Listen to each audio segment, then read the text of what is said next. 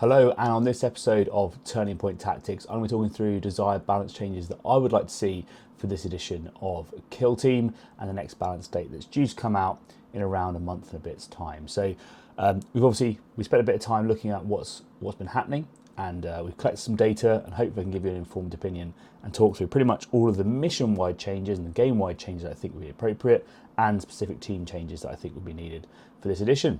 Let's get into it. Hello and welcome to Turning Point Tactics, the competitive Kill Team 40k YouTube channel focused on giving you the strategies and tactics to seize initiative every turning point. I'm your host Ryan, and I'm here to help give you the tips and tricks to elevate every part of your Kill Team experience. So no matter if you're a casual or a competitive player, there should be something here for you. If you're interested in supporting the channel, there's a few ways you can go about doing so.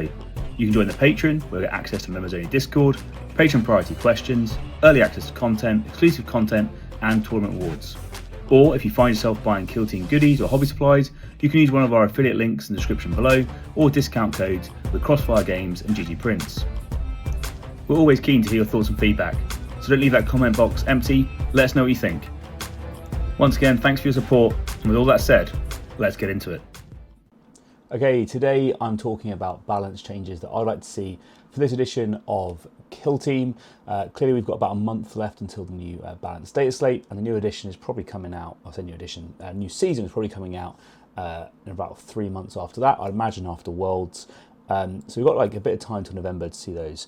So really I want to talk through like the generic approved ops and then go just by like a team by team. I'll do it alphabetically so it's easy to find your team if you want to see what I would talk about with them.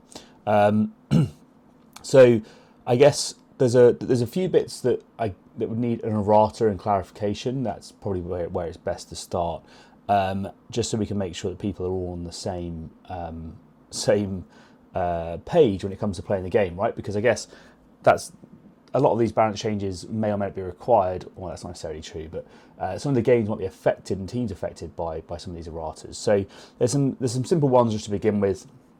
I'd be interested to know how you guys play it at your local communities, or if you play it differently or not to whoever. So one of the ongoing FAQ debates is the clarification when it comes to counteract movements. Okay, so it says when you're doing a counteract, you can move 2 inches. What it doesn't explain is that essentially a move stat of 2 inches, and do any modifiers, i.e. accessible terrain and or climbing, apply to that or not? So is it that the movement total from where your model begins and ends must be 2 inches, or do you gain essentially 2 inches of movement stat to be able to move around with? Now, why is that important? Well, essentially, because of the thickness of terrain, any model, even a 25mm, wouldn't necessarily be able to clear the plastic hatchway distance without having your base clip if you use accessible terrain, or you wouldn't be able to pay the 2 inches to climb over unless you had a free climb, say something like Kree or something like that. So I don't know how people play that. Are you letting it so that like you can through ITD counteract and move through a door, or do you get stuck on the other side of the door because you can't move through? And same for accessible doorways on say Vulcus and that sort of thing. Can you jump over barricades with your movement? I don't know. Currently, we sort of play it as no, I think, is the sort of the consensus, but I'd be interested to know what potentially your local community does. Maybe you do it differently or not to us. There's a few other really like specific ones, but there's like one which is the sequencing for severe and rending. Does severe let you proc a crit first and then rending let you proc the second crit? We play it that it does, but some people argue that actually because you don't have any crits, you don't get the rending, and then because you don't have the rending, you then get the severe, and so we only get 1 crit, not the second. And another one which is like an interesting one just to touch on as well is because there's no pass action in this game anymore. I believe, and I haven't been playing this correctly, I don't think, but it hasn't come up too much, but it's now coming up potentially more, is can you just expend an operative without conducting any actions? And therefore, if you're on Into the Dark, say, and someone is on guard, if you're not conducting any actions, does that mean they never get a chance to interrupt? I think, rules as written, the answer is yes. Essentially, you can just expend an operative, and therefore your opponent won't get the opportunity to conduct a guard action because the guard interrupts at the end of every action, right? But I don't actually know. And obviously in the last edition, we had passing was an action, and that's now gone. So I think that it's kind of changed between editions, and it's something that we haven't really picked up on before. And finally, it's specific to Hierotek, but like, can the comms equipment be used for both parts of the time spent to teleport, i.e. measuring to an operative and then measuring to where the operative can be placed? Yes, no, because obviously that makes a huge difference when it comes to ranges. It's been consistently ruled differently in tournaments that I've been at across various games. So an interesting one to discuss. Okay, anyway, those are the erratas as a bit of a background thing, because we usually get an errata at the same time we get a data slate. So it'd be nice to tidy up a few of those bits. There's maybe a few other ones that that will come up as well. But I want to start with approved ops itself. So this is like the game-wide stuff, and I think generically approved ops is in a pretty good place, but I think the tac ops could use some help. And I think one of the bits that still probably, I think most people would say, can feel the most unfair or potentially be the most swingy out of all of the game is the initiative roll, right? So for those people, like, I mean, I know I often play teams that have initiative re-rolls simply because it can become so impactful.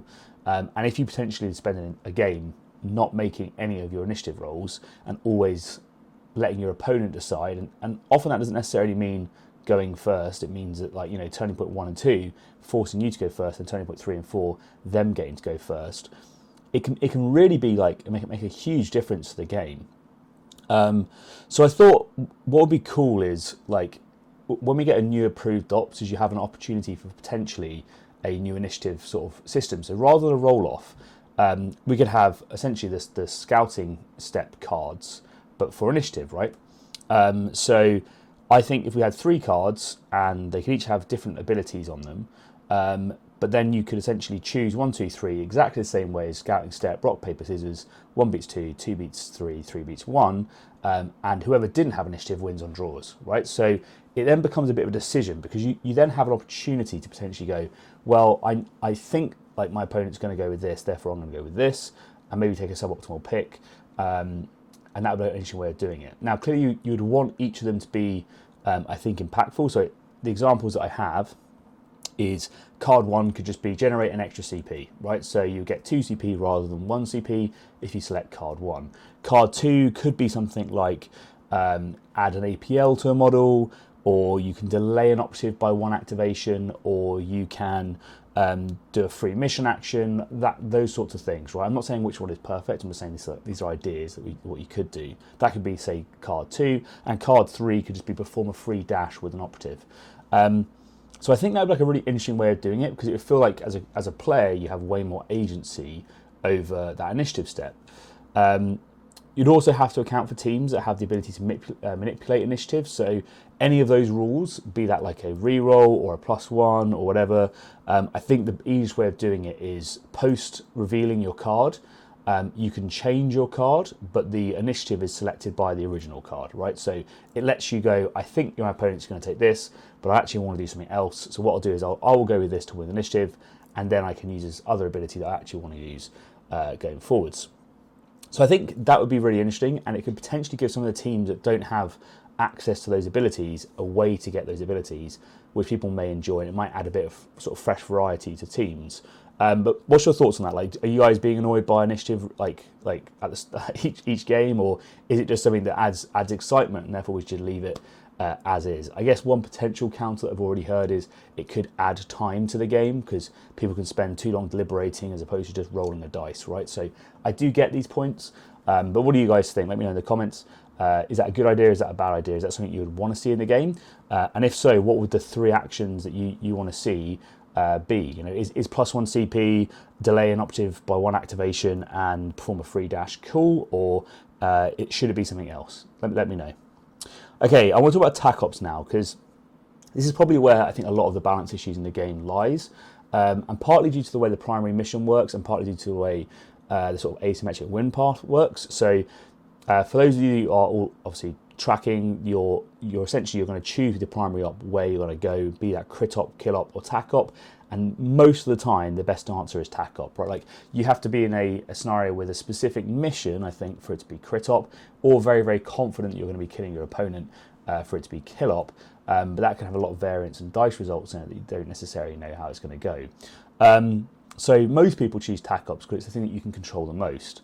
And therefore, we've seen that generically, the most popular archetypes are Recon, then Security, and then Seek and Destroy, and Infiltration being the least popular. And Seek and Destroy and Security kind of alternating if you're either a sort of elite player or if you're a sort of a horde player because of the way that they're worded, which one's better, right?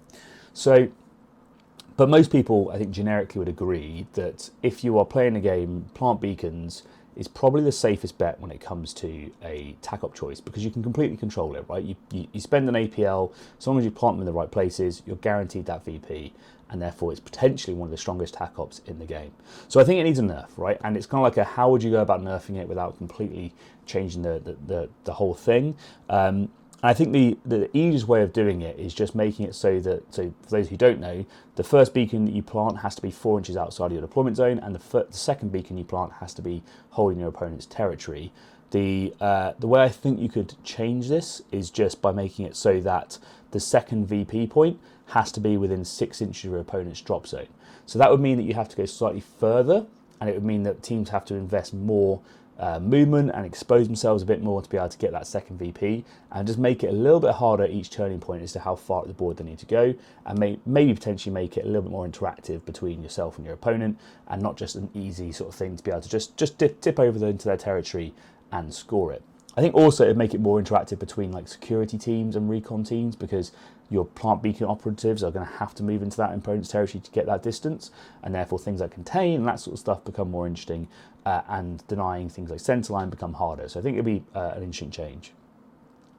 I think for recover items, and the way it is at the moment is essentially it's a all or nothing. You're gambling for 6 VP or well maybe 4 VP or nothing at all, right? And it's all down to the end of the game, and you can't score anything during the game, which I think is probably a little bit harsh. And that's probably the majority of the time what turns people off of it. So I think a simple change for this is you can just change the 2 VP options. So the first VP you get when you do the pickup marker actions, when you actually pick it up for the first time, you get a VP. And the second VP is if you control that marker at the end of the game. And that would mean potentially that if you've gone and booped all of your points, you get 3 points. Even if you're tabled at the end, which I think for most people will be quite a nice feeling of, yep, you know what, I've invested some effort into this, but I've still got some rewards, as opposed to kind of being like a win more mechanic, where if you just killed all your opponents, suddenly, yep, I'm now getting 6 VP, there's not much you can do about it. So yeah, I think just splitting those two out into those individual things would be a little bit better. And then for confirmed kill, I think the only change that would need to happen, and this is in my opinion, is you just separate out the second VP or double VP for a kill. If you make it so that if it's for 10 wound operatives or more rather than 12, I think that could potentially be a useful way of balancing those harder to kill teams, such as Goremongers, Fellgore, like Kommandos, those sorts of things, like those really durable models, without necessarily making it sort of like changing the attack up too much. So just by doing that new breakpoint means that some models are easier to score more VP on, but that kind of makes sense because they're much easier or much harder to kill, right? And I think that would potentially help us see us balance recon versus those teams. Okay, next up is Seek and Destroy. So I think the issue with Seek and Destroy isn't an issue for elites. They seem to find Seek and Destroy relatively okay, and I think the only change that I would make for Overrun, we'll start with Overrun, is at the moment you're required 3 APL in your opponent's territory, and I think that's like harsh on horde teams, and a little bit too easy for elite teams. So I think instead, if you made it so that it was kind of like the route mentality of the previous edition. So essentially you get 1 VP for securing a kill in your opponent's territory, but the second VP is if that model can then ends that turning point within 6 inches of your opponent's drop zone again, right? So again, having that mentality of you're forced to push forward, and it might have to be wholly within 6 inches of the drop zone, but as in like forcing them to go a bit further forwards. It then doesn't matter how many APL they are, it just simply matters that you got the kill and you got that model live across, because it still gives your opponent an opportunity to kill that model, but you also have to invest enough to get them to the point where they are achieving that second condition without APL buffing them or something like this, which is potentially counterintuitive to sort of how the game plays. I think, again, very similar to Confirm Kill, I would just make Champion the 2VP option is just for operatives of 10 wounds or more. I think that would make it great into sort of your 10 wound teams that are trying to be too durable to die. I think that would achieve exactly what people want it to achieve without making the change, like without changing it too much, but broadly that's the same thing. And then Storm Hostile Objectives is an interesting one, because I think quite a few people play this wrong from my experience.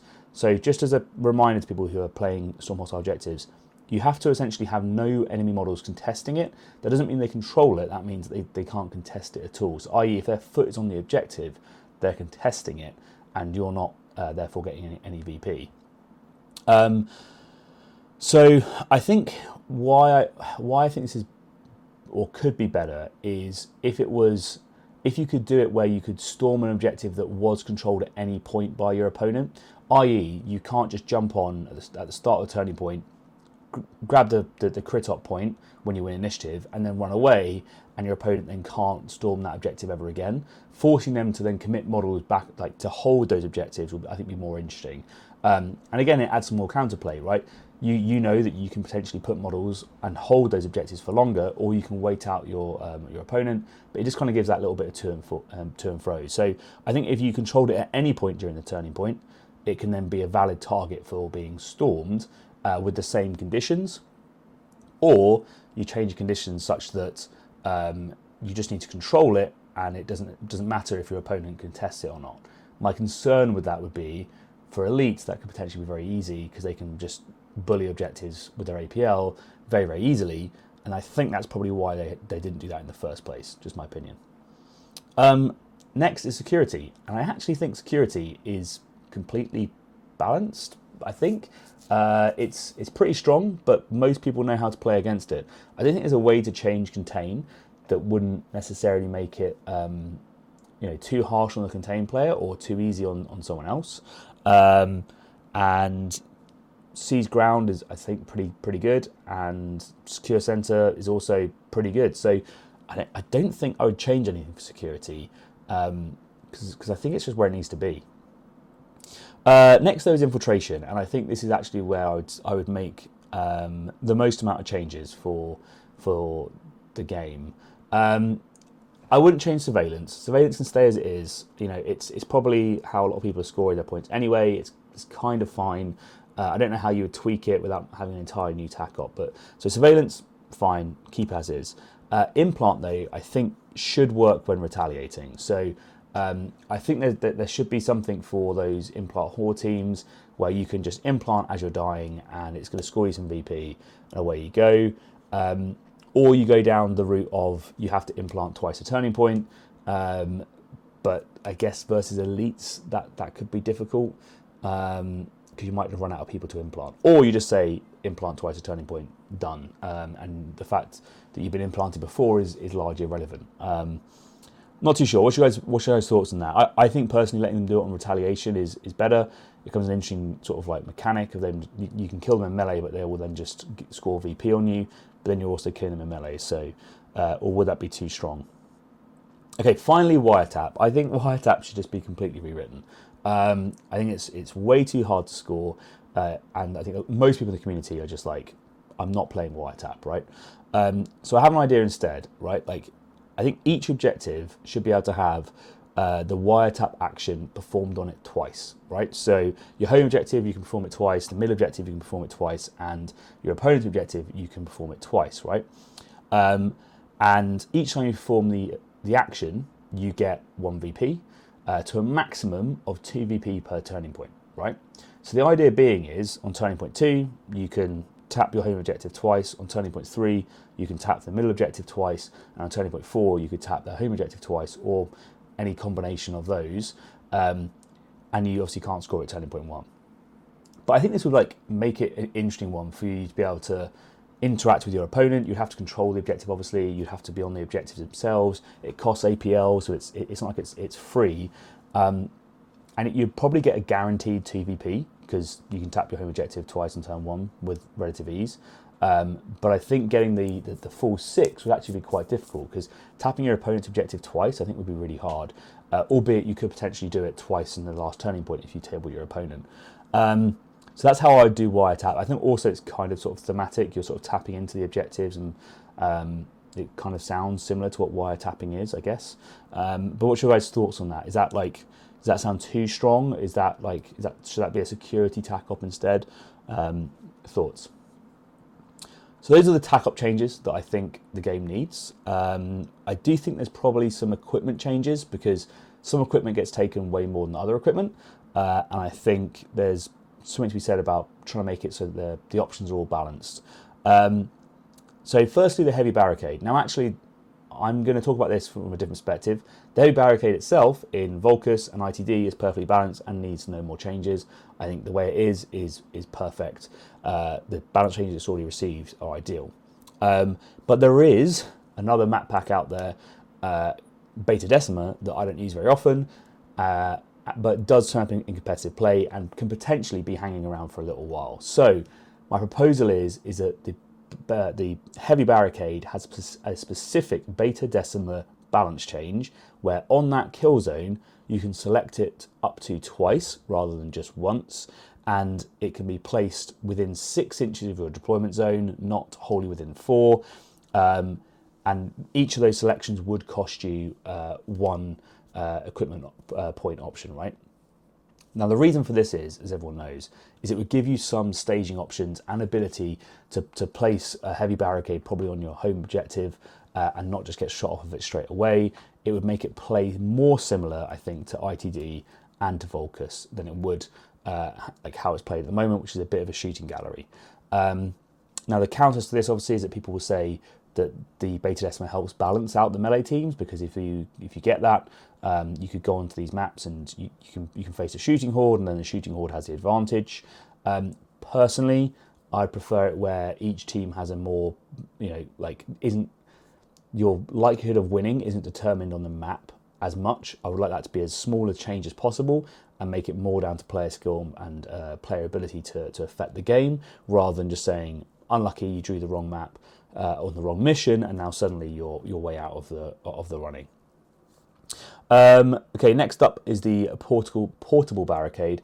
So I like the portable barricade. I think it's really good. I think 2 options for this. One is reduce the movement penalty that the portable barricade has, because 2 inches can be quite restrictive, but I'm not actually too worried about that in comparison to this other change, which I think whenever you use Seek Light versus the portable barricade, you should still retain the improved save that it gives you. So for those who don't know, if you can stack Seek Light and you can stack Saturate, you can essentially remove someone's cover save, and the fact that they're no longer in cover from that light cover means that essentially they're not getting that +1 save anymore. So therefore they have a wasted equipment point. I think that's probably pretty harsh from like a Seek Light perspective, so I think that should be ignored. I.e., you can still retain the +1 save to armor if you do it. And then another thing you might want to change is that movement ability, because as I said, a lot of people seem to like to be able to have, or it's not commonly taken at the moment, but I think it will be more commonly taken if it's a bit more flexible. Next up is the stun grenade. So the stun grenades are pretty good, but they're very swingy. So I think a lot of people start off taking stun grenades and then they start to move away from them just because they're worried about what the results itself is going to be. And it's a 3-up, so you think it would be good, right? I think there's like 2 ways to go with this. I personally would like it to be, the most extreme version would be the model you select to be stunned automatically loses 1 APL, right? And then every other model within 1 inch becomes a 4-up, and therefore you can like guarantee that like that's the person that I want to stun. I'm going to get some impact out of this equipment choice, and then maybe it does other things as well as people nearby it. Or you make that target a 2-up and the surrounding target's a 3-up or something like that. But I mean, for me personally, I would like that sort of guarantee, but I understand that might be a bit too powerful against certain teams. But then equally, I like the fact that the blast is less guaranteed. Whereas at the moment, it's kind of like it can be very, very swingy where everything's on a 3-up, and you can sometimes do nothing with this equipment point where you've invested an equipment point and an APL. and it achieves nothing, versus, you know, something that I want it to have a guaranteed output, but might not be quite so impactful to everyone else around them. Next up is the ammo cache. So ammo cache is occasionally used, but not very much. And I think there's kind of like two reasons. Like, one is like for elite teams, you often want to move off of the ammo cache, and therefore you can't like keep the benefit rolling. So I think there's two options, and sorry, for horde teams, I think it potentially can be like too small an area. So you end up like castling up with your heavy weapons or your sniper or something like that, but they're usually hitting pretty decent anyway, and most teams have an access to some other reroll mechanic, so it kind of becomes potentially a bit less useful. So my suggestion would be, rather than doing that, is you either keep the action until the action's performed again, so i.e. If you have an operative that sits on, gets the ammo cache at the start of the game and then runs off, the weapons are gaming balanced until someone else uses that ammo cache. I think that's probably too powerful. I think that would help elite models way more than it would help horde models, but it would let you potentially carry that benefit over between turning points. The alternative, I think, is just let people place 2 ammo caches, right? So you could have them staged a bit more in different areas, so more of your team has access to the ability, and you might be able to get more rerolls out of it there. And I think then you would see them being taken a little bit more often, particularly by teams that hit on 4+. Mines is the last one I would change. Again, I very rarely see mines being taken. I think just changing them to being able to place 2 would probably make the most sense, so you can zone out a bit more. But only being able to place 1, it does a bit of damage, not loads of damage. It's kind of like it's not doing enough to be able to make it worthwhile. Whereas I think if you can place 2, you can potentially have some play there to create little zones of protection potentially. Okay, so those are all like the equipment, the approved ops and attack ops changes, and I'm just going to go into one last bit, which is some game changes. So I think most people are pretty commonly thinking that elites are too strong. I'm kind of on the fence about it, because elites, I think some elite teams are too strong. That's kind of obvious.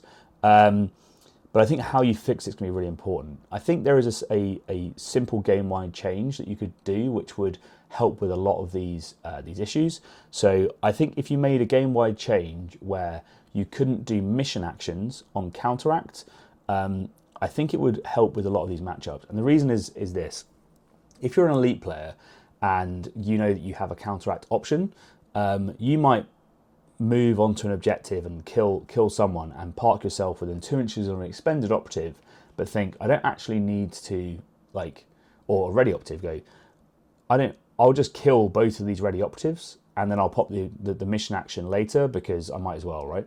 Whereas if you couldn't do the mission action, then you could go in onto that objective, you could kill one of them, but you wouldn't be able to kill the other one and score the objective.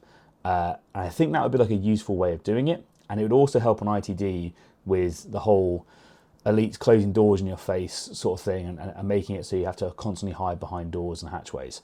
What's your guys' thoughts on that? Is that too harsh a nerf, or is that going to be, is that going to help get some of these teams back in line? Okay, now I'm going to talk through all the team-specific changes. I'm going to try and do a little bit of justification as to why I think these changes should happen, but let me know what you think. So we'll start with Angels of Death, all right? So I think the first thing that they should do is remove the requirement to choose chapter tactics before the tournament, or and keep them for a whole tournament. So therefore, when you sit down at the table, you can choose your chapter tactics.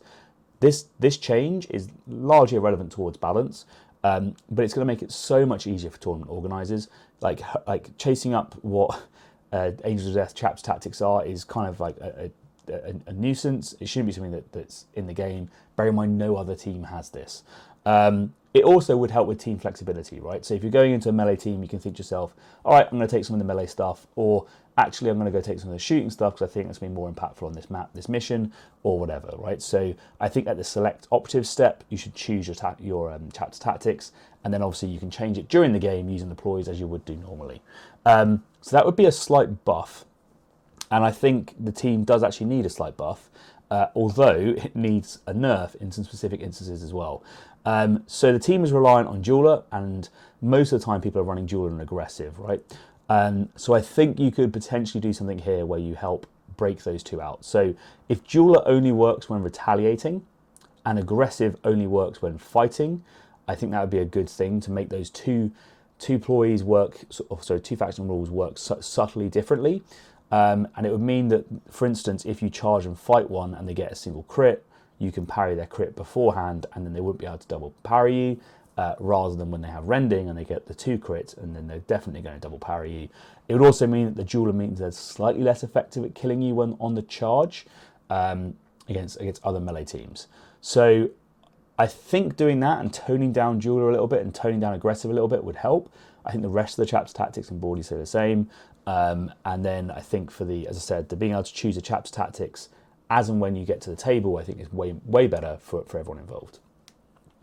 One thing that I would say is as a potential discussion point, whatever we want to call it, is if we see that they continually don't perform that well and they seem to kind of be very average but not really win anything, I think you can potentially remove the restriction of having to choose between the Eliminator and the Gravis Marine and just let them take both. Also, it's kind of like a rule of cool, like they're the really cool models, and it kind of sucks that you have to choose between them. So I think that would be a cool option, is let them take both of those things. But thoughts on that? Is that going to be too powerful, having a big chunky Marine as well as a sniper? Most of the time people are just taking a sniper, but potentially there's an option there to have another cool model on the table. Okay, Blades of Khaine, I don't think they need any specific changes. They're doing really well at the moment. They're a hard team to balance because they don't really like elites. I think they could potentially get buffed just by the fact that if your elites get a little bit weaker, which some of these changes might do, you'll see them just naturally do better, particularly if elites become less popular. But they do really, really well into the rest of the field. So I think Blades of Khaine are in a good place and they probably don't need any changes. Blooded, exactly the same thing for me to say. Like they're okay, they're doing absolutely fine. And if we did the tac-op changes that I've already talked about, then I think Blooded will be in a really strong place. Particularly if Seek and Destroy gets a lot better, then they could potentially be scoring that more reliably. And I think that would work really well for their play style. But I think Blooded are a solid team and they don't really need any changes. They've sort of always been balanced and looks like they're going to continue to be that way. Okay, Brood Brothers. There's a few here that I think probably needs a bit of a hit. So they are like one of the better horde teams in the game. And a lot of that comes down to the Magus. I think the Magus is just a bit too strong. So I think there's a few options for this. One is you choose the ability that the Magus has each turning point. So either you ignore piercing or you ignore injury, or you do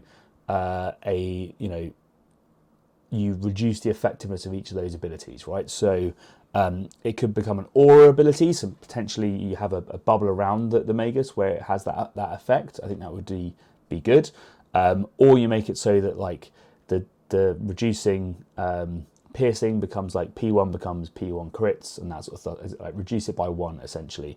I think that could also be a good option because it just feels a bit mental that again, I'm thinking about teams like Kasrkin, who's like I have piercing, becomes sort of null and void against a team because of an operative choice.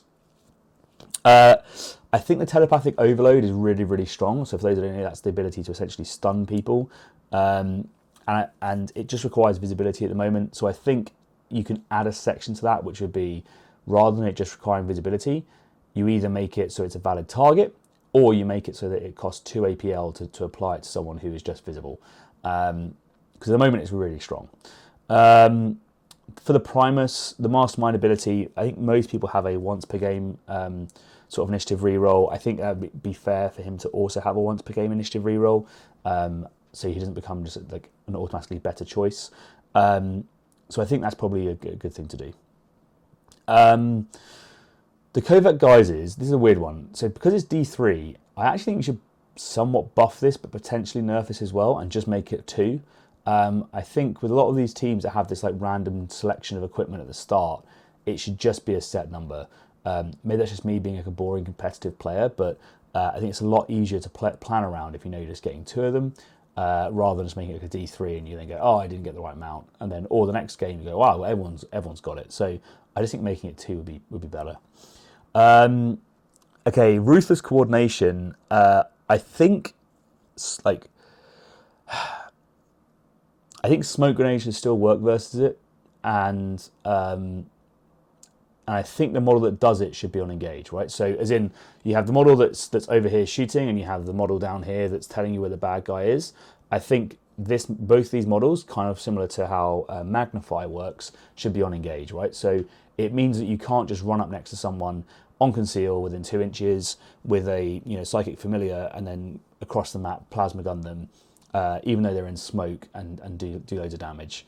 Because I think that's probably pretty harsh. And finally, I think Insidious should work only after an enemy's activation, not friendlies. So you shouldn't be able to, when you have massive initiative activation advantage, dash someone forwards and then just go and kill someone because you have activation advantage, right? So I think that would be good changes as well. Now, note, potentially, if Surveillance got buffed in the way that I think Surveillance should be buffed, this team would just get stronger again. So I think toning down some of those things would probably be fair. But what's your guys' thoughts on Brew Brothers? Are they too strong, or am I being too harsh on them? Next, Chaos Cults. So Chaos Cults, I think, also need a little bit of a nerf. I don't think you should do all of these, but it's a tough one, right? So, but the first one that I think should definitely change is Fervent Onslaught. The Torment shouldn't get accurate too. I think for a melee team, everyone knows that sort of like the sweet spot is when you're going to 2-hit models, and therefore being able to get 3 hits on the charge is like the optimal way of 2-hitting most models in the game, right?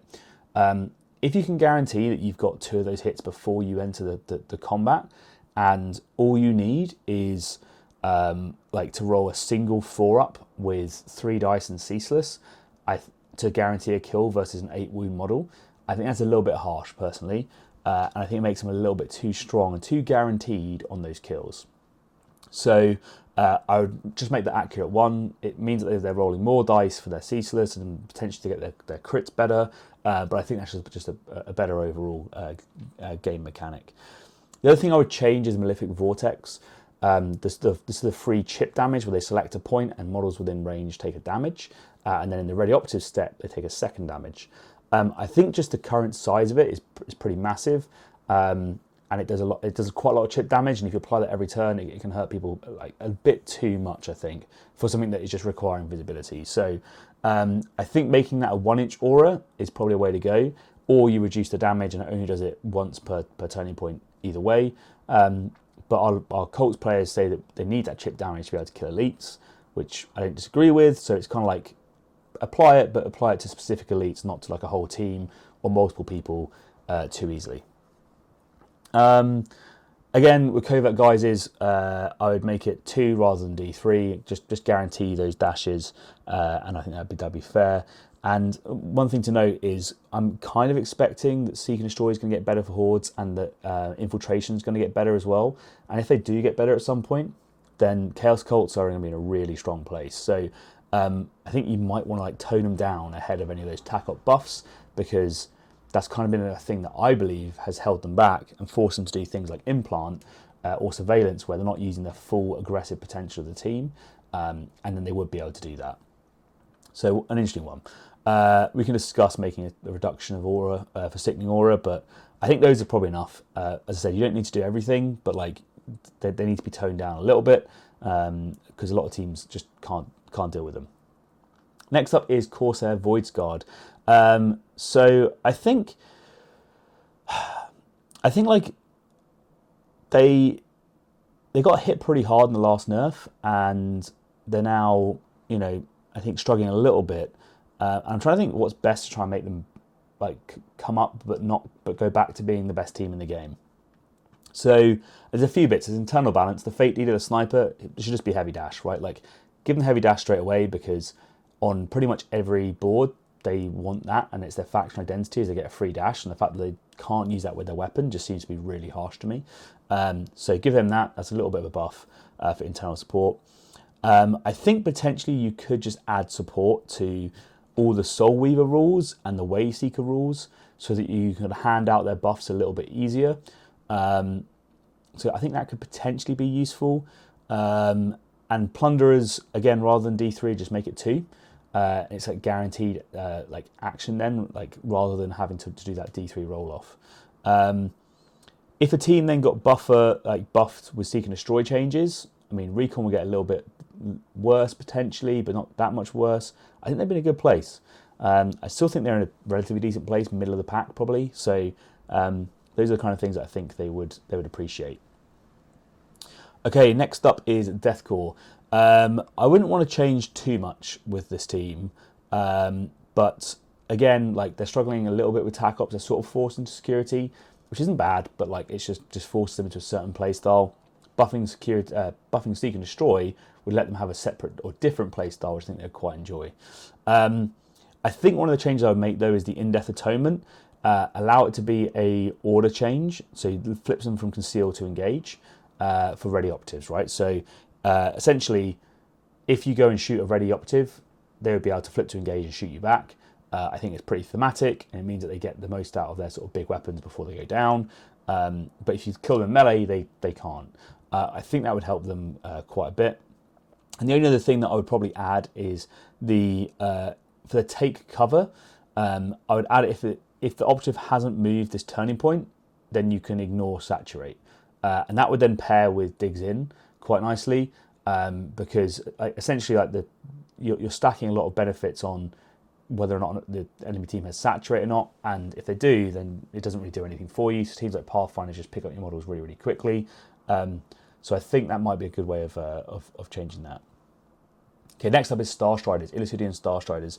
They're not doing too well at the moment, and I sort of know why. They're not necessarily the most popular of teams. They're quite hard to play, and they've had quite a few nerfs. Not nerfs, not true. They've just not been as good as they were last edition. And the meta might not be too great for them. I think there's a few bits though that would help. So the Voidmaster has a disciplinarian rule. Just change it to a Starstrider within range rather than another Starstrider. That would give him double balance essentially, which he really sort of needs. So I think he would quite like. The rotor cannons will probably just gain ceaseless. Like they're never going to be shooting within 6 inches. It's too swingy as it is at the moment. So I think simple option, just give the rotor cannon ceaseless. It would then make it a bit more of an impactful weapon rather than just fluffing most of the time. I also think the hotshot capacitors packs that they have could gain lethal 5, and you could potentially let the relic pistol be selected as an option as well. I think at the moment there's often there's not enough of a benefit from taking the hot roll to use them. So I think making them get lethal 5, that's pretty good. I think I would go with that. Okay, I'm going to move swiftly on to Exaction Squad. So Exaction Squad, I think, are kind of they're doing okay, but they have some pretty bad internal balance, in my opinion. So I wouldn't want to make it so that they go too crazy, but I'd want to sort of help them on the matchups that they're struggling with and help with the internal balance a little bit as well. So I think, firstly, the Heavy Stubber and the Grenade Launcher should just have balance built in. And then changing Terminal Decree to give models that already have balanced ceaseless instead, I think would be a nice change. So essentially that would mean that you get balanced on sort of all your shotguns and that sort of stuff, but the Heavy Stubber and the Grenade Launcher can get ceaseless as the sort of the gunner operatives on the team with Terminal Decree. I think the other thing you could do is let the special issue shells be used up to twice the turning point. I think they're pretty good, and they need that extra bit of piercing, I think, against elites. So it would let them do that sort of slap damage against elites to be able to chip them down and get through those tough armor saves that they potentially struggle with. So those are the changes that I think Exaction Squad would be sort of quite happy to see. And obviously those tack-up changes would help them as well. Next up is Farstalker Kinband. So I think the Kroot Hounds should just go up to 8 wounds. At the moment, the Kroot Warriors, I think, just better than the Kroot Hounds. So I think they should have an option there. And then giving those Kroot Hounds the option for GA2 between them would probably help with the sort of double kill potentially against other hordes. And again, I think that would be a nice little change. I don't want to change too much for this team though. I think they're actually pretty okay. But one of the things I did think about is the Bow Hunter with his Energize ability. If that worked until you next completed the shoot action, so i.e. you remove the till the end of the turning point, you could charge it up between turning points essentially. So you could, on turn 1, charge it up, and that gives your bow hunter a bit more of a threat range to be able to move and shoot and have that lethal 5 ability, which is quite nice. So just a quality of life change really there, I think, and gives you an extra bit of APL to do a bit more with. But those are the changes I said. I'd make the crew hounds a little bit beefier, give them an option for GA2, and improve the bow hunter a little bit, because at the moment the warriors are just, I think, better options over the crew hounds. Okay, next up is Fellgore Ravagers. So I think they just need a little bit of help against elites. I think maybe the solution is just toning down the elite killing potential, but I'm really like struggling to figure out a way to buff them, right? So hey, if you've got an idea for Fellgore Ravagers, drop it in the comments, right? Because my concern is if you buff like their damage, then they just become even better against what they're already killing. So how do you buff their damage specifically against like elite models where they need it, but not make it so they're just really, really rough into other hordes? I mean, obviously the thing you would want to do is essentially rewrite Frenzy, but I don't think you can do that. That's quite a significant change. So I think as it stands that they need something for anti-elite, but I'm not sure what it is. And they're not that far off. Like, I think there's a risk that they could just go like atmospherically good if you give them anything else too much. I think they're an impossibly difficult team to balance. So any suggestions or thoughts you have, drop them in the comments. Next up, let's talk to Gellerpox Infected. A slow team, supposed to be durable, supposed to be a melee team, but it's slow, doesn't do too well at killing, and it's okay-ish durability. So the bits that I would change is probably the slow bit, right? So Barge, the firefight ploy, I would let that be a ploy that lets you add 1 inch to the movement stat of a model, but can't be used with drawn to the hum, because then it would enable you to have an objective with drawn to the hum that you can rapidly get towards and have a full move towards, as well as somewhere else using Barge to maybe catch someone off guard to get the distance you need to be able to catch someone. I think that would just help them get the big hulks into combat and get the big hulks to like actually to the point where it might be able to kill stuff. I also think the weapon skill, a lot of their melee weapons probably need to be improved to 3+. They need a lot of misses and to be able to get the retain, and I just don't think they necessarily have it. So I think weapon skill 3+ for quite a few of their operatives would probably be good. Mainly I'm thinking on the hulks, get them a bit more killy, and let those hulks get into combat by giving them a method of additional movement would be pretty cool. All right, next up is Goremongers. Goremongers again they're doing like pretty average. All right, so they're sort of like 50% in the meta. They're doing okay on the win rate. They're in those 50s. They have some good matchups. They have some bad matchups. They struggle a lot into those elite matchups with people who are just very, very good at melee. And I think it's going to be a challenge to figure out how you balance them. Conversely, at the same time, against other models which are like shooting teams, they're an absolute nightmare because you just can't kill them. So I think you should make the team, this is my opinion, more killy and less durable, right? So like that's kind of the way in which it should go. I think it's way more core of them to do so, and I think that would be a cool thing to do. So firstly, on the heals are like the fact you can do it during activation, during a counter action. It's a bit too much healing per turning point. Like up to 46 per turning point or something is pretty crazy. So just make it so that like you can only heal once during your activation, and that just reduces the over healing potential of the team. The Gory Tenacity damage reduction I think should be only once per turning point, and I think that would help probably get let other teams like Fellgore kill them. Because at the moment the damage reduction, the fact that it happens every single time, it just ruins a mass for people, and it means that you can get way more kills out of these guys than you were expecting. Combine that with the heal, and suddenly it becomes really oppressive. So I think just making that once per turning point, you can half the damage is fair. I think you could potentially hit the maximum movement potential of the team. So I think if you made it so that a operative's movement can't be improved by more than 2 inches total as a team-wide rule, i.e. charge and the +1 inch, that would probably be good, because I think for most people it's fair to say that like a base move of 7 going up to 8 and then adding 2 inches for a charge for a 10-inch movement with a 1-inch engagement range is a bit nuts. So I think that's probably a fair change to say, actually, you're always going to get like your 10-inch threat range, but you're not going to have an 11-inch threat range. I think is probably valid. So the final bit, and this is like the, is this good or is this bad? I think there's 2 ways of doing it. One is, if you use the Khorne runes, you could make it that you can only use that rule once per turning point, or you can use it a certain amount of times per turning point.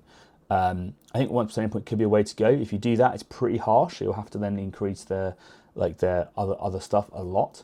But if you did, or the other option is, do you make it so that if you use the runes of Khorne, you take a maximum of 8 damage, but you take -1 APL. So that could be another way around it potentially. So then you can use your APL buff to get over that, but then you're not healing. So it makes you a bit more. It gives shooting teams a chance potentially. But with all that said, if you do all these things, then again they're not doing like crazy good at the moment. So you need to give them something to make them now like even better, right? Well, not even better. It's like they need to balance out these nerfs, which would probably help teams kill them, but then that they want to kill people. So I think the things like the enhanced violence, where you get the rerolls, a good suggestion I've heard is you get balanced if your fuel tank is empty, you get ceaseless if your fuel tank is on half, and you get relentless if your fuel tank is on full. You can do the same for the defensive rerolls. So essentially you're giving them more rerolls and more sort of like natural buffs, and less of this sort of like damage cap. So I think if you did that and you had Khorne runes is once per turning point, you can just say nope, no more than 8 damage. Your healing is once per turning point, and then you give them better rerolls and sort of better damage output, and their defensive saves can be better as well. Then I think that's probably a fair way of trading off, right? So you give with the one hand, you make them like a fast killy team that's sort of more guaranteed to kill and not just whiff in melee, and then you take away other bits as well. So I think that potentially would be a fair change. Next up is Hand of the Archon. I wouldn't change anything for these guys. I think they're fine. I mean, they're probably like not the best of the Elven teams, but I think it's probably just because more of the other teams are sort of struggling to get around them. So yeah, I think you can probably just keep them as they are. Hand of the Archon players, is that fair? Are you struggling more than I think you are? Is there anything that you need, or is it just a specific matchup you're struggling with? Let me know. I think also, just as we talked about Goremongers immediately before, they're one of the problem teams for Hand of the Archon, I think, because you can go in and shoot them with a big gun and not kill them, so you're forced into melee, but you're too fragile to kill them, and because they have the damage reduction, you can't kill them melee, etc., etc. Right? So, just a thought. Hearthkyn Salvagers then. So the only change I think people would like to see is the change to Writ of Claim. So remember, that was the ability for them to essentially just take initiative on turning point 2, whatever you did, or turning point 3. I think actually just changing it so that you can get +1 for each objective controlled, rather than having it as like a +5 or whatever it was before, something ridiculous. So yeah, I think if you did that, that'd probably be a good way around it. So you can get essentially like a +2, maybe a +3 if you control all objectives. Seems unlikely, but you're probably going to get a +1, maybe a +2 for your initiative roll. Okay, next up is Hernkyn Jaegirs. This is a team that has definitely been struggling, and I think there's a few reasons why. I think they don't do tack ops very well, and they need help with that. But they also have a few operatives that just aren't kind of putting the weight in the team the way they probably should be putting their weight. So the example is for tack ops is their Seek and Destroy and their Infiltrate, and I think they just struggle to achieve either of those conditions. So I think we could change the resourceful so that it stays till the APL buff stays till the end of the turning point, and that would help you with overrun. So it would give them a mechanic to have people with 3 APL staying around. I said, obviously, if we change tack ops and they get changed, that'd be awesome. Then doesn't necessarily need this, but it would also help them contest those objectives a bit better as well. So each dwarf or not each dwarf, but all your resourceful point dwarfs can seem like they're a bit better. And it wouldn't mess up with the warriors because the warriors last until the next activation, so that lasts between turning points. So warriors still have a purpose, but it would help those other more killy operatives be a good target for a 3 APL buff to then get you an overrun point and probably get you a second overrun point, which would be pretty cool. Next up is the Iron Break. So there's the two bits with him. He's your mine lair. The mines themselves are a bit too restrictive, right? So when you're trying to put them all down 6 inches apart and all that sort of stuff, they're not quite where you need them to be. So I think just reducing that restriction to not within 4 inches of each other is a good method of being able to then have potentially mines that are a bit more impactful and get them in the right places. I think also, though, he needs an ability to be a bit more useful. And I think as a guy that is completely covered in sort of like mines and explosives, giving him the Grenadier rule so he gets to use frag grenades and crack grenades for free and gets +1 to hit when using them would make him a potentially pretty killy operative and mean that he becomes like I definitely want to take that guy, not someone that you're debating of just do I put them on the sidelines for a warrior because the warrior might be better. So enjoying to discuss. I also think you could potentially change hidden engagement. So this is their ability to get rerolls in shooting. I think you could do it like what they did for Wormblade in the past, where if you start that activation out of line of sight or you're in cover, you gain balanced. I think that's fair because like having to try and draw cover lines between you and your opponent, like most time everyone knows, you move up within 2 inches, you shoot them in the face, and therefore neither of you are in cover, and that means you can't get a reroll. This team's shooting ploy means that they just don't get to use it most of the time, apart from situationally with a few other random things. I think those would be a good place to start. If it didn't work and they need more help, you could probably start removing the limited one from like the Bladekin's throwing weapon and the Tracker's throwing weapon.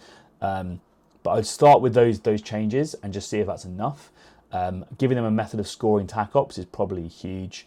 And then making the Iron Break a little bit better at killing and giving them better rerolls for killing, I think would help them out quite a bit. Okay, next up is Hierotek Circle. So, Hierotek Circle. This team is really, really good. And everyone knows at the moment, Chronomancer is the go-to pick. I don't disagree with that. I think the Alpha Strike potential is just too much. So you have a few options, right? I think everyone knows the teleport needs to be toned down. Currently, it's within 6 inches, which means that you can essentially place someone that's gone 7.2 inches away to a 32 mil base, and you're shooting within 2 inches. It's like a really long threat range, and you can then use that person for a magnify and all that sort of stuff. So I think either you change it like to be wholly within 6 inches of each other, so both parts of it are wholly within 6 to force it to be a little bit harder to get those ranges off. But it could be really hard to measure, and so I think it might cause more arguments and more debate time. So I think the alternative is you make it within 4. So that's like it's essentially like it's a 2-inch nerf, but it's still pretty decent. But is that too much? Is that too harsh? Maybe, but I think that'd probably be what they need. Because it does feel pretty bad when you can see how far these teleporting models can go, and just kill people.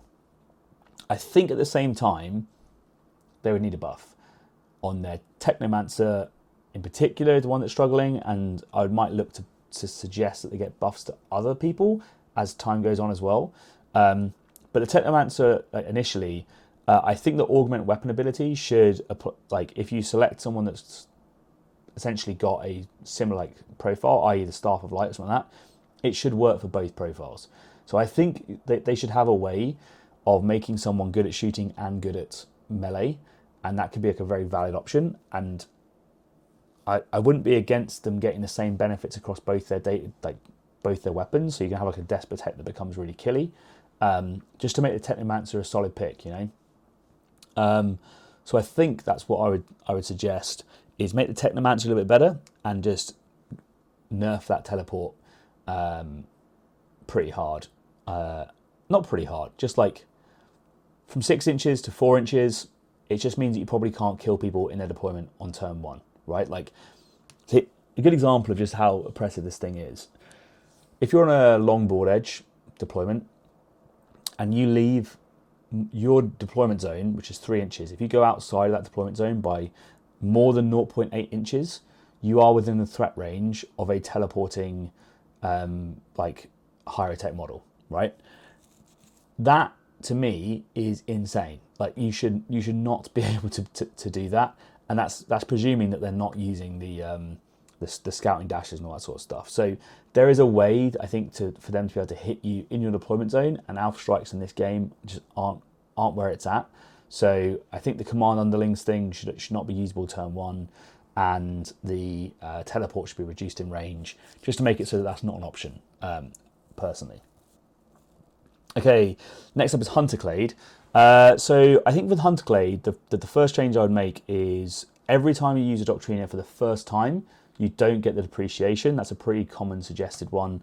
I think the primary Doctrina lets you then ignore the depreciation if you use that same one twice. And the only other change that I would say is the command override happens during an activation rather than the start. Just so it gives you a bit of people like a bit of flair. So let's say you have +1 move up, your model could then charge further, then you switch him into Conqueror, and then he can like kill people, or you can make it so that he shoots someone, charges someone, and then fights, but you switch on to Conqueror during their activation. I think that'd be pretty cool. It would let them be a bit more flexible, a bit more interesting, and making those Doctrina negatives less likely to happen unless you do like 3 turning points in a row, I think is a good change for the game. I don't want to overbuff them though, because I think they're on the threshold of being decent. Next up, Imperial Navy Breaches. Okay, so this is a team that I think is struggling quite a bit. I think there's a few things that they are struggling with. They're quite slow. Their durability is okay, but they're nothing crazy. To be like a respectable activation team, they have to take sort of the robots, but the robots don't do enough, and they struggle doing any damage at range. So I think all of those bits need to be changed. So let's start with the robots. So I think you want to take the robots all the time, but you want the robots to be a bit more impactful. So I think the cat spotting ability could potentially give you severe against that model that you spot, and you should be able to do that action twice. So essentially you can spot twice, you get that severe buff, you get Seek Light, you get Ignore Obscurity, and it just gives you like an option there for something a bit more interesting. And then for the Void Jammer, for that interference pulse where you go up near people and you pulse people, I think you can add a line which is that model can't reroll its attack or defense dice until the end of the Void Jammer's next activation. So i.e. it comes up, it stuns you, and you lose an APL and you become way more susceptible to being killed. I think that gives it a really interesting use, and would be pretty cool. For the long range problem, I think you need to make the Las Volley better. So giving it Ceaseless would probably be pretty decent, because you can get Ceaseless with the attack order, but your Plasma Gun probably you need Ceaseless. So then do you have both your heavy gunners in one area? That seems pretty harsh. I think it needs to be spread out. Therefore, you need one of them to be able to plod around and just do its own thing. That could be the Las Volley. And I'd probably suggest that you remove the gunner restriction for the team, i.e. you can take all 3 gunners. That also helps a little bit with the durability, because the gunners are more wounds, and it would mean that you can have these sort of 3 weapons when you go into elite matchups and maybe help you fight against those elites. And a final one that I think is just, because it's just a nice change, there's system override equipment that lets them do a free operate hatch. I think you just change that to be a free mission action instead, because if you have equipment options that only work on ITD, and then let's say ITD goes out of rotation or whatever, then you're in a bad spot. So personally, I think they should make it so it's a free mission action. It means you're a little bit more APL efficient. You can move onto an objective, kill someone, and then take it potentially, which I think would be nice. Next up is Inquisitorial Agents. I don't think they need any changes. I think they're okay. I think they're a decent place. If the TAC ops changed for the edition, then they would be a massive beneficiary of that, because they have access to all of them. So I think they're fine. Like I don't think they need any changes. And one of the things I would say is, like, whenever you're selecting a change for other teams, you need to make sure that Inquisitorial Agents don't become an inadvertent buffer for those buffs by buffing, say, Breaches or Kasrkin or whatever. Okay, talking about Kasrkin, they're next up. And so for Kasrkin, I think the main problem is is that because like teams like Goremongers exist, they need a way to interact with those teams, those melee teams. And I think for me, the easiest way of doing that is like a firefight ploy that lets you use your weapons when fighting. So in the same way they got the caveats like a point blank fusillade for Pathfinders, I think if you let them do that, where essentially you can charge someone and you shoot them, obviously devastating wounds don't work. You lose all the other piercing benefits, all that sort of stuff. The standard caveats that go with that kind of ploy, but it then lets you get double kills. It would help them against, I think, horde teams, because you could go in, you could kill a guy with a plasma gun by shooting them in the face, and then if you're 3 APL, which they probably are because you got the comms, you then kill someone else. It would make them so much more interesting and so much more impactful. I think that'd be really good for them. That being said, they would then become quite CP intensive, and they probably would need a way to get CP. So I think the Sergeant can just have a 1 AP action to be able to just generate a CP each turn, and I think that would be good use from turn 1 for his 3 APL, and then it becomes a more interesting thing to think about as you get further into the game. Like, are you generating CP as a Sergeant, or are you moving up and trying to kill people and use a 3 APL to contest objectives? And the final one is just on Give No Ground. That ploy is like a hot mess, in my opinion. It's the one that lets you control objective. Essentially, if you're 2 APL against someone else 2 APL, just simplify the heck out of it and just go, it makes you count as 1 higher for objective control. Done. Like, you can move a 3 APL model on it and steal it from an elite player. Happy with that. I think that would be a cool way of doing it.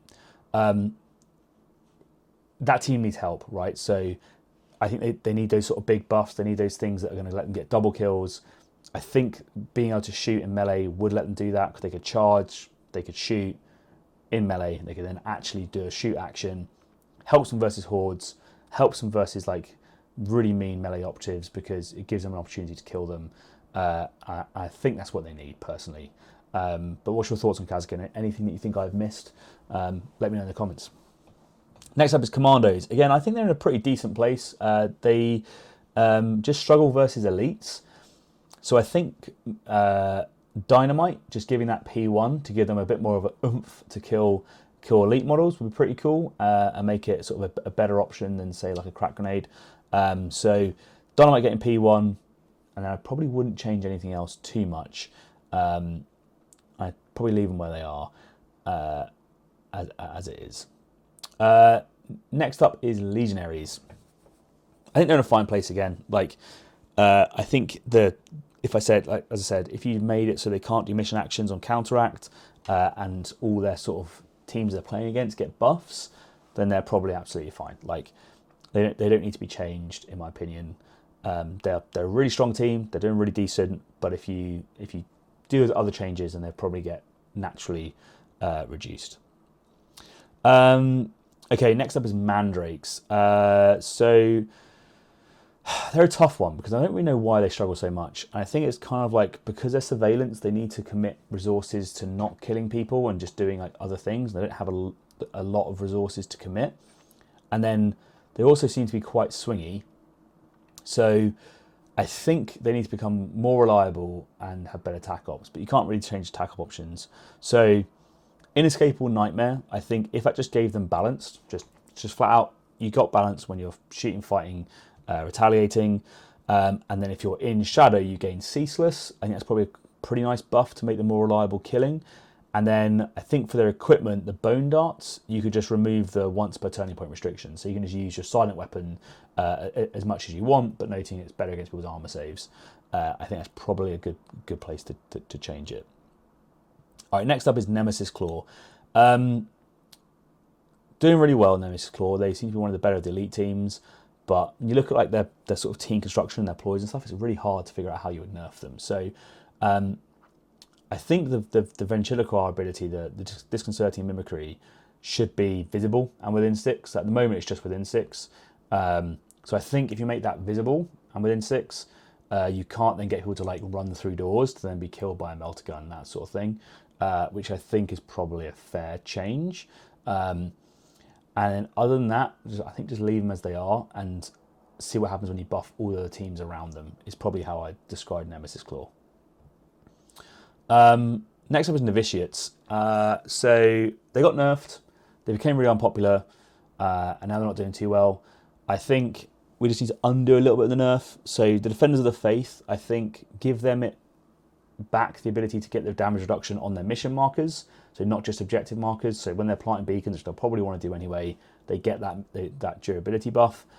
And I think quite a few of their melee weapons should probably be increased to like hitting on 3s. A load of their melee stuff hits on 4s, which means they become really swingy and they have to use their faith points for it. So I think just make it maybe hit on 3s. It's probably a fair change in my opinion. Other than that, like, they probably don't need too much more. I don't think they're that bad. I just think they aren't popular at the moment. And the fact they got nerfed and they're okay, yeah, it's not great. All right, next up is Pathfinders. They're in a good place, Pathfinders, I think. There's a few bits, though, that I would say isn't so cool, like, to play against. So, first up, Grav Drone, like, it's just too much movement reduction. It shouldn't work on dashes. It should just work on your regular move and your charges. I think that's fine. Taking an inch off people's dashes just seems a bit excessive, like particularly against slow teams. So I think that's fair. And I think the drone controller, rather than saying that you can only move a minimum of 2 when you move someone, that he should not be able to order models to move, the drones to move, so you can't get alpha struck on turn 1, right? Because again, like, recon sweeping down a flank, getting a drone controller to get them to move another 4 inches, giving them Montcast, so they're moving now 9, and then going, sweet, off you go with an APL buff, you're moving 12 inches with a 4 inch, and then a 3 inch dash at the start. Like, that's just too much movement. So you shouldn't be able to do that. Alpha strikes aren't that cool. Get rid of it. What I would do, though, is buff them on ITD by letting the orbital marker light system be used up to 3 times a turning point. Because at the moment, people just can hide entirely not visible, basically, turning point 1, and you can't apply any marker lights, and the whole faction ability doesn't really work. I think that would help them on ITD, which is probably where they need the most help. You could make it so that all their equipment options could be up to twice a turning point, like high intensity marker lights, TAO, and that sort of stuff. They have a pretty cool tech where if you use the high intensity marker light and the TAO at the same time, you can essentially jump straight from 0 marker lights to feeling like you're on 3 marker lights, ignoring obscurity, +1 to hit, balance, saturate. It's pretty rough.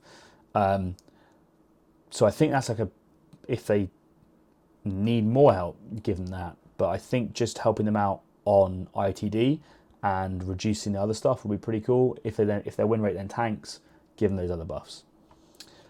Okay, next up is Phobos, who are doing actually pretty well at the moment. So they are might get nerfed, but they're going to be a real difficult team to nerf like properly. And I think one of the big issues is they actually need internal balance changes more than anything else. But I think the easy option, or the easiest nerf to do, would be to make the marksman hit on 3s. Like, it pains me. Like, the guy is so good. He's pretty crucial to the team. But making the marksman hit on 3s probably is fair. Like, very few people hit on 2s. So I think that'd probably be all right. Or you make it so that if you change guard for the game and they got -1 to hit on guard, again, that would potentially work well to nerf his guard and open board or something like that. Weirdly, I think they actually need like some internal balance changes. The mine layers like aren't great. The only one that really gets played is the Incursor mine layer, and even then, like, I never play him, and I think people just do it out of like, I'll give it a go, you know. And the Saboteur is just never worth it. So I think the Saboteur could have the Grenadier rules. I think that'd be an easy one to make him more interesting. He would then get +1 to hit, has a 4/5 weapon, piercing 1, helps against other elites, can take crack grenades and frag grenades, and can then also plant these mines and these explosives. I think that would be cool. It kind of remains thematic to what the Saboteur is doing. So yeah, I think that would work.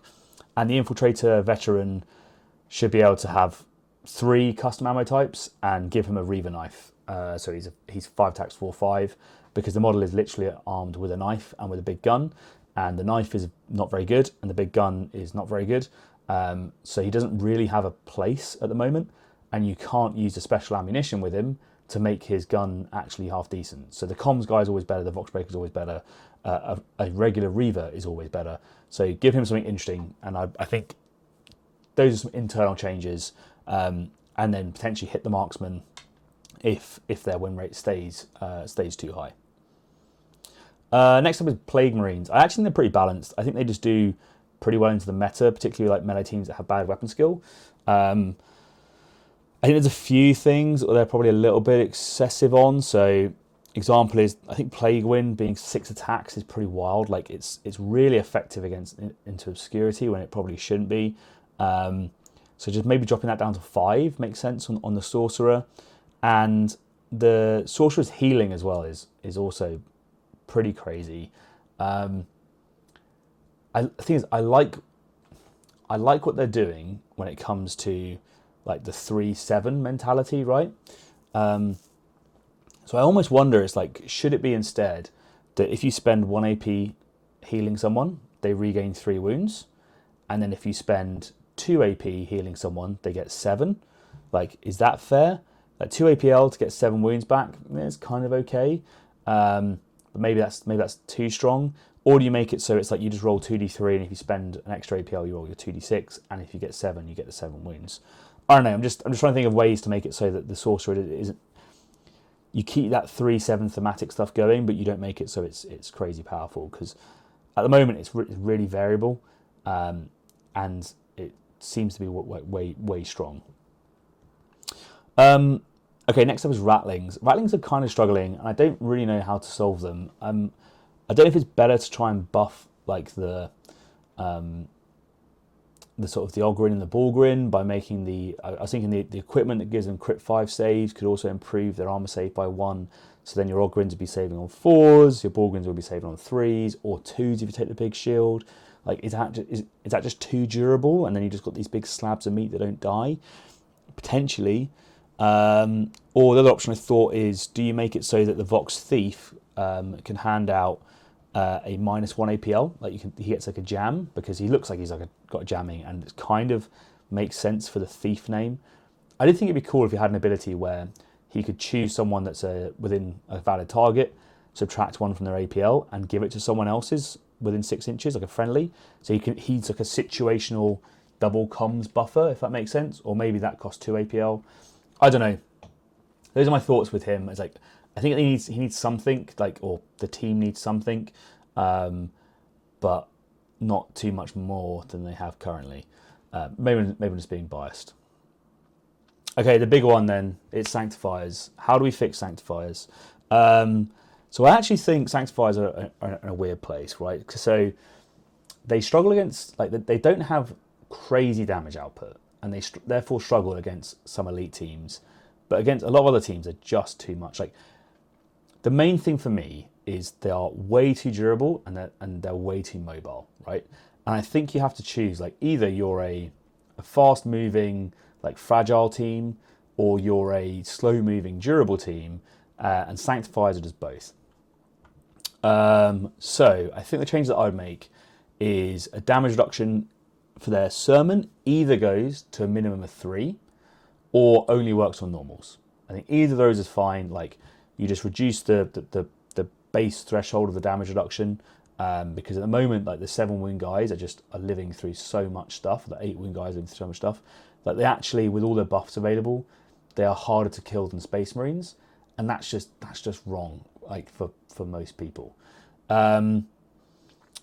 The Confessor Declamation, the commanding declamation thing, where he just shouts at someone and says you can't do an action.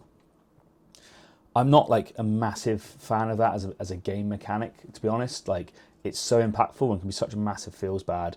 So I think there's like 2 options for it. One is you make it so he has to be ready as another caveat. He can't do it when he's expended, but he'll probably just be doing that all the time. Or you make it so that he increases the APL cost of that action by 1. So that if you have 3 APL, you can potentially get around it. And I know I'll talk about the Null Skull in a second. Or, you know, if you're a 3 APL model inherently, then you still have a way of actually killing him and doing that. Tied to that, I think the Drill Abbot Null Skull is too big an area. So one option is he chooses to either do Ignore Injury or he has the Null Skull. But I think the better option is keep him as the Ignore Injury within 6 inches. I think that's a nice change. like, or not a nice change, that's a nice ability that you should have. But the Null Skull should become 3 inches. So like it should become way more of a condensed effect.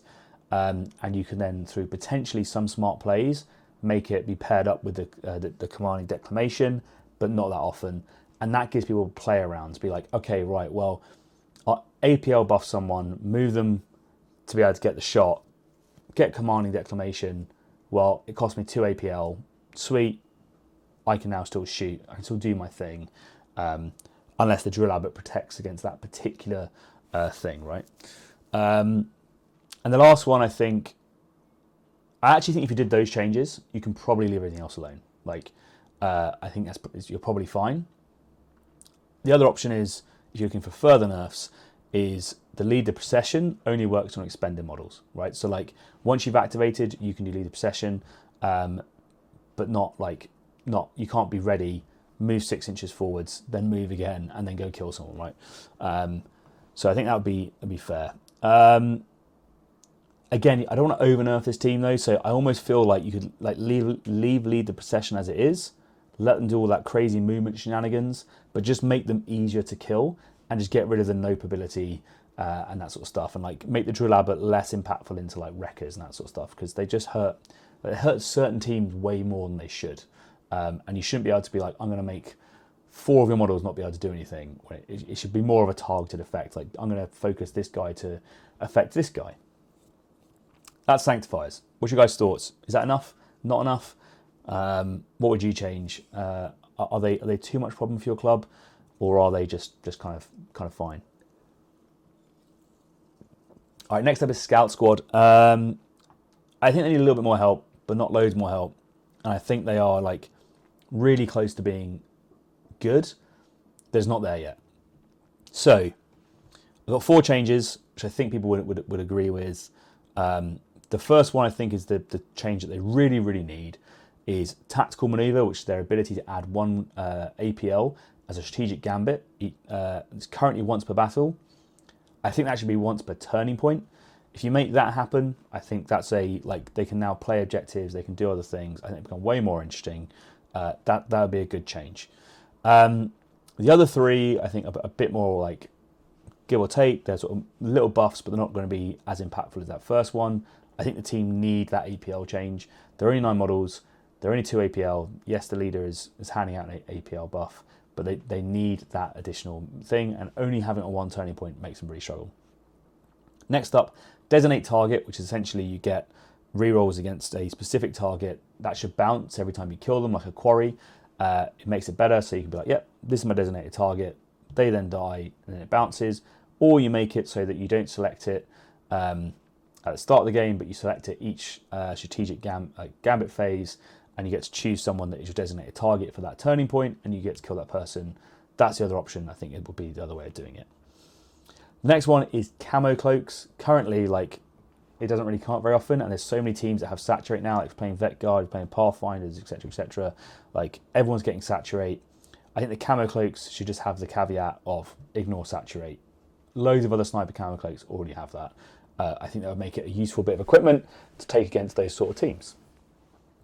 And finally, the Scout Sniper stationary profile could just gain the heavy dash, right? So you can then actually get lines of sight. Because at the moment, it's like, can you get him to the top of the Volkers Tower to see everything, and he just sits there and shoots all game? Whereas I think being able to have that, if you don't have a side, dash, get an angle, and shoot someone would be pretty fair. I think that's all the team needs. I think they really enjoy those changes. I hope they get some buffs, because when Phobos go away, they're the team I'd probably like to play next. But I just don't think they're quite there yet. These next ones will be pretty quick. So Tempestus Aquilons, I don't think they need anything. They're in a good place. They're doing all right at the moment. They're doing just fine. I think hitting some of those teams I talked about earlier that are more problematic for them, like Goremongers, will probably be decent for them. So I don't think they need anything right now. Vespid Stingwings, like, same position. I think I'm kind of like a wait and see with Vespid Stingwings. Like, I think they, like, if you gave them a comms, I think they might shoot to like S tier. But I think they need a comms. And I think the oversight drone should be able to potentially hand out APL within 6 or something. So I don't know like how best to do that with that team. Like, do you make it so that they have a comms and they can have like these big threat ranges and they can be a bit more unpredictable? I don't know, like, but I'm kind of like waiting and seeing with them because I think they're okay, but they just need a little bit of help. Voiddancer Troupe, they're fine. They're hard to play, but they're decent. So I think they're okay. They can probably stay as they are. Warp Coven, I still think they're really good. And I think like the main offender for me is Fate itself as my weapon. So at the moment it's like 1 CP, you roll 2d6 and you can sub them in, right? I think if it was 1 CP per d6 you rolled, that would be better. So you can like spend 1 CP and you get 1 dice. You spend 2 CP, you can roll 2 dice. It would mean most of the time that you just roll the 1, but it means it becomes a bit more flexible as to whether or not it's a offensive round or a defensive round for them, as opposed to just rolling 2. They get 1 low, they get 1 high, and they have a bit more flexibility to see how they play. Or you force them to spend CP for that, right? I think that'll be fair. Wrecka Krew, what a casino team. Like, I think they might be perfectly balanced purely on the fact that they are completely unreliable and they can spike like to the moon, or they can do absolutely nothing. And I don't know if that's good balance or not good balance. I couldn't tell you. I think most competitive players won't play them because they're just not known. But I think they're probably one of the most fun teams people can have. That being said, I've seen people do pretty decent with them. So, like, maybe I'm just being a bit harsh, but yeah, they're unreliable, but wow, they can pop off, and I think they're probably the people having the most fun at the tournament. So I don't know, it's a bit of a weird one, that one. All right, finally we have Wyrmblade. These guys I just don't see get played. So I don't really know what they need. I think they're just not popular. I think they're okay, but they're just not popular. And I think the issue is really their attack ops. And I don't know if you solve them by just like buffing the team to the sky, because then if their attack ops change, they can become really, really good. So I think maybe you just kind of wait out on Wyrmblade until the attack ops start changing. And obviously other teams around them getting weaker would help too. But I think that's kind of where they're at. That is all the teams, right? So that was quite a long video, obviously, but I wanted to go through as much as I can and give a sort of full download of what I was thinking. But clearly that's just from my experience of the games and the ones that I have seen. So what's your experience been like? What teams do you think I've missed? Like, have I given someone a buff where you think they should be having a nerf? Is there a nerf where there should be a buff? Like, what's your thoughts on the approved ops changes that I've suggested? Does it make sense? Are they good? Are they bad? The equipment changes? Do you agree? I'm really interested to know how people think about the initiative change with the sort of card-based system. I think that could be quite interesting. But I'm kind of like interested to know what your thoughts and feedback are. That is going to bring us to the end of the episode. So hopefully it's been of use, and I will see you in the next one. That brings us to the end of the episode. Hopefully you found something new or useful while listening, and if you did, throwing us a like would be greatly appreciated. If you want to make sure you don't miss any episodes, make sure you hit that subscribe button and click on the bell so you get notifications as soon as the next one drops. It really is the best way to help a small channel like ours. And if you can't wait and you do want early access, we have a Patreon where you can get exclusive access to all our content ahead of time. As always, we'd love to hear your thoughts and feedback. Just drop a comment below and we'll get right to you. Thank you so much for listening. I'm your host Ryan, this has been Turning Point Tactics, and we'll see you next week.